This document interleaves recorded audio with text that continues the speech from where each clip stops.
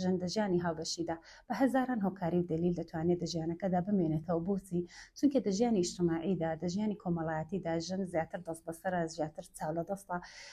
بڕێک یاساکانی کۆمەڵایەتی بۆ ژن تونند و تیژترە، هەر لە بەروەی ژنێک دەتوانێت پیاوێکە و مێردەکەی خۆش نەوێ بەڵام دە پەیوەندیکەدا بمێنێتەوە، سەبارەت بە منداڵەکانی، سەبارەت بە قسە و باسی عالەم، سەبارەت بە دڵی دایک و بابی، سەبارەت بەوەی کە پوڵ پارەیەکی نەکە بچێ بخۆی بە تەنێ ژیان بکە، هەر لە بەروەی هەمیشەش نیسبەت بە پیاوەکەی دڵی ڕەشە، دەڵە نەکا ئەویش ئەمنی خۆش نایە بزوری لەگەڵما، نەکا ئەویش ئەمنی ناوێ بۆیە ژیانمی دامە لەگەڵ دەکا، چونکە بۆ خۆی ئەو شتەی دەزاتیدا هەیە. هەر لە بەروەیە وەختێک بە مێردەکەمان دەڵێن، بە پیاوەکەمان دەڵێن کە تۆ منت خۆش نایە چونکە بە مناڵی خۆشت دەوێت، تۆ منت خۆش نایە بۆی کە سرنجەی دەبێت بە منی ڕاناکێشی، بە پیاوە هەمیشە یەک بتەی سادە دەڵە گر خۆشم نەبیست پای ژیانم نەدەکرد.